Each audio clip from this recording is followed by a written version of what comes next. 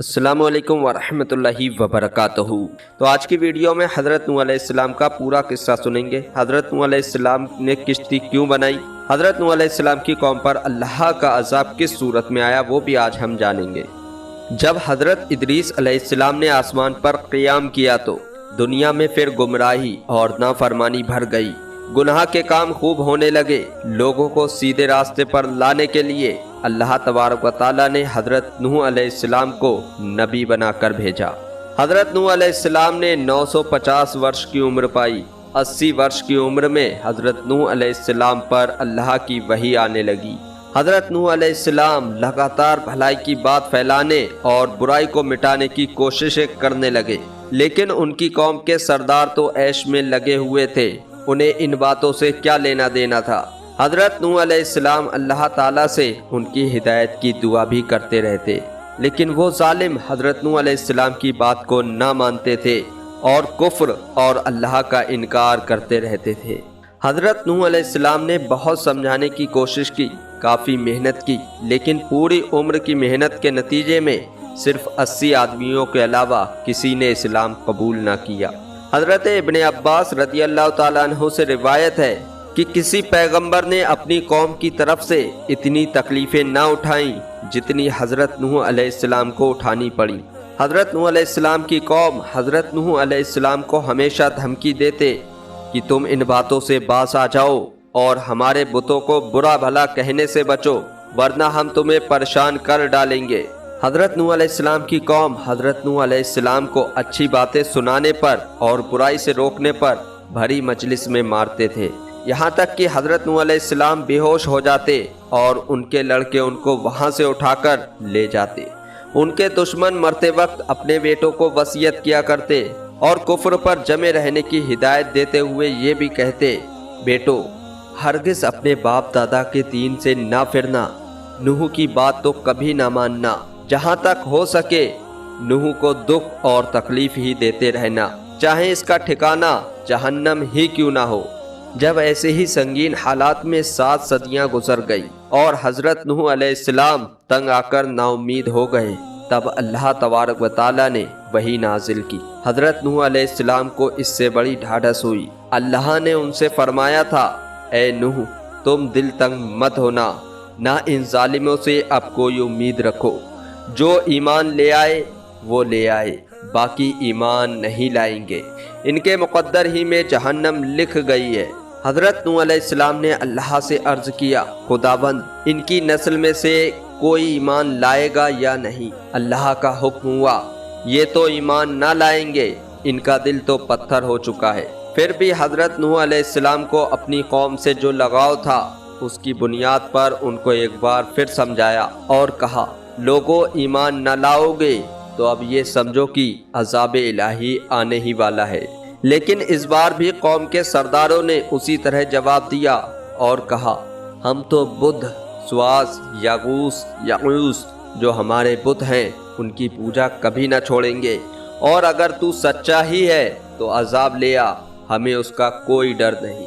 हज़रत नूह अलैहिस्सलाम ये जवाब सुनकर मायूस हो गए।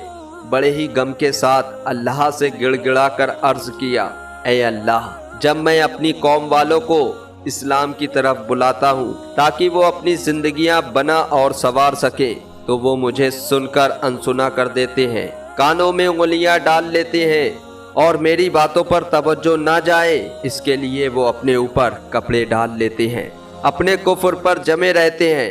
अब मैं क्या करूँ, बहुत मजबूर हो गया हूँ, अब तो तेरा अजाब आ ही जाना चाहिए, इन्हें तबाह कर दे, इनका सब कुछ खत्म कर दे।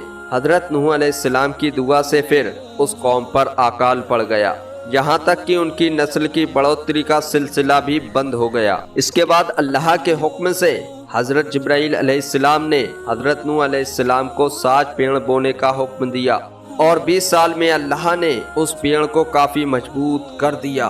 फिर अल्लाह ही के फरमान पर हज़रत नूह अलैहिस्सलाम ने उसकी लकड़ी से कश्ती बनानी शुरू कर दी। काफिर पहले तो नूह अलैहिस्सलाम को सताते रहे। जब कश्ती बनने लगी और ये मजाक बनाने लगे और कहने लगे, ए नूह अब तुम नबी के दर्जे को पहुँचने के बाद बड़े ही कब से हो गए, क्या पैगंबरी के कामों से थक गए? کشتی تو بناتے ہو پر پانی کہاں ہے جس میں یہ کشتی چلے گی؟ کیا یہ خشکی پر چلے گی؟ حضرت نوح علیہ السلام نے کہا تم اپنے عمل کے نتیجوں سے غافل ہو، آخرت میں تم پر کیا بیتے گی اسے سمجھ نہیں رہے ہو، اس لیے تم کیا سمجھو ان باتوں کو۔ پھر حضرت نوح علیہ السلام نے کشتی تیار کر لی، بہت مضبوط کشتی بنائی، تختوں کے ہر جوڑ پر قیر کا تیل لگا دیا، اللہ ہی کے حکم سے شمشاد کے تختوں کا تابوت حضرت آدم علیہ السلام کی ہڈیوں کے لیے بنایا۔ پھر حضرت جبرائیل علیہ السلام نے ہر جنس کے جانور جو زمین پر تھے ان کو حضرت نوح علیہ السلام کے پاس جمع کیے۔ انہوں نے ان چرندوں پرندوں اور درندوں کا ایک ایک جوڑا کشتی میں چڑھایا۔ حضرت نوح پر ایمان لانے والے 82 مسلمان بھی کشتی پر سوار ہو گئے۔ جب پوری تیاری ہو گئی تب اللہ کا عذاب آنا شروع ہوا۔ اللہ کا عذاب بھیانک عذاب تھا۔ روٹی کے تندور سے پانی کے فوارے بہنا شروع ہو گئے اور پھر بارش بھی ہونے لگی، پوری زمین میں پانی ہی پانی بھر اٹھا۔ حضرت نوح علیہ السلام کی کشتی سمندر کی طرح ٹھانٹے مارتے ہوئے اس پانی میں تیرنے لگی۔ کافر بھاگ بھاگ کر ادھر ادھر پناہ لینے لگے لیکن انہیں پناہ کہاں ملنی تھی۔ کشتی پر نہ سوار ہونے والوں میں حضرت نوح علیہ السلام کی بیوی اور آپ کا بیٹا کنعان بھی تھا۔ حضرت نوح علیہ السلام نے اپنے بیٹے سے پوچھا اب کیا کرو گے؟ بیٹے نے کہا پہاڑ پر پناہ لے لوں گا۔ حضرت نوح علیہ السلام نے کہا اس کا بھی کوئی فائدہ نہ ہوگا۔ اسی بیچ پانی کی ایک زوردار موج آئی اور حضرت نوح علیہ السلام کے بیٹے کو ڈبو دیا اور وہ بچ نہ سکا۔ حضرت نوح علیہ السلام کو رحم آ گیا، اللہ سے دعا مانگی، یہ میرا بیٹا ہے، میرے گھر والوں میں سے ہے، تو اپنا وعدہ پورا کر۔ اللہ نے فرمایا کہ اہل وہ ہیں جس کے عمل بھلے ہو، بد عمل نا اہل ہیں۔ 40 دن تک زوروں کی بارش ہوتی رہی، زمین کے اندر سے بھی پانی ابلتا رہا۔ کشتی پر سوار لوگوں کے علاوہ انسان، عمارتیں، باغ، پیڑ پودے سب ڈوب گئے، مگر کشتی پر سوار لوگ بھی اللہ پر ایمان رکھتے تھے، اس کی رحمت کی امیدیں رکھتے تھے، پھر بھی کبھی کبھی پریشان ہو جاتے کہ کشتی ڈوب نہ جائے۔ بہرحال کشتی پر سوار لوگ بچ گئے، طوفان رک گیا، پانی کھسک گیا۔ جب کشتی سے اترنے کا وقت آیا تو حضرت نوح علیہ السلام نے کوے سے فرمایا جا اور پانی کے حالات معلوم کر کے جلد آ۔ کوا گیا لیکن مردار کھانے کے چکر میں جلدی لوٹ کر نہ آیا۔ وہ بھول گیا کہ اللہ کے پیغمبر نے کیا کہا ہے۔ حضرت نوح علیہ السلام نے اس کے لیے بد دعا کر دی اور وہ ہمیشہ کے لیے ذلیل اور رسوا ہو کر رہ گیا۔ مردار کھانا اس کا مقدر بن گیا۔ اس کے بعد حضرت نوح علیہ السلام نے کبوتر کو بھیجا، وہ زیتون کے پتوں کو چوچ میں لے کر واپس ہوا۔ تب حضرت نوح علیہ السلام نے سمجھا کہ پیڑوں کے سر سے پانی باہر آ چکا ہے، اب کبوتر کو ہی پانی کی خبر لانے کے لیے روز بھیجا جانے لگا۔ ایک دن کبوتر کے پاؤں میں کیچڑ لگی ہوئی پائی گئی تو یقین ہو گیا کہ اب عذاب کا دور ختم ہو گیا۔ کبوتر کے حق میں حضرت نوح علیہ السلام نے دعا کی اور وہ سب کے لیے پیارا ہو گیا۔ لکھا ہے کہ اللہ تعالیٰ نے حکم کیا کہ میں پہاڑی پر کشتی کو قرار دوں گا اور سب کشتی والوں کو اس پہاڑ پر اتاروں گا۔ آخرکار جودی پہاڑ پر کشتی رکی، وہیں سب اترے اور ایک گاؤں آباد کر دیا گیا۔ بہت دنوں کے بعد یہ گاؤں بھی وبا کا شکار ہو کر ختم ہو گیا۔ پھر بچے حضرت نوح اور ان کے 3 بیٹے حام، سام اور یافس۔ پھر حضرت نوح علیہ السلام کی نسل میں اللہ تعالیٰ نے ایسی برکت رکھی کہ 40 سال کی مدت میں ہزاروں شہر آباد ہو گئے۔ پھر حضرت نوح علیہ السلام نے سیریا، فارس کے جزیرے، خراسان اور عراق کے علاقے کا نگراں سام کو بنایا اور پشچمی علاقے حبش اور سندھ حام کے ذمے کیے، چین، ترکستان وغیرہ یافس کے حوالے کیے۔ ایک دن جبرائیل اور اسرائیل نے حضرت نوح علیہ السلام سے پوچھا ایک لمبی عمر پانے کے باوجود تم نے اس دنیا کو کیسا پایا؟ حضرت نوح علیہ السلام نے کہا دھوئیں جیسا، ایک جگہ سے چل کر دوسری جگہ سے نکل آیا۔ جب حضرت نوح علیہ السلام بیمار ہوئے اور اسی حالت میں انتقال فرمایا، بیٹوں نے آپ کو بیت المقدس میں دفن کیا۔ باپ کے مرنے کا غم بیٹوں پر بہت تھا۔ حضرت نوح علیہ السلام کو آدم ثانی یعنی دیتیہ شیخ الانبیاء اور نجی اللہ بھی کہتے ہیں۔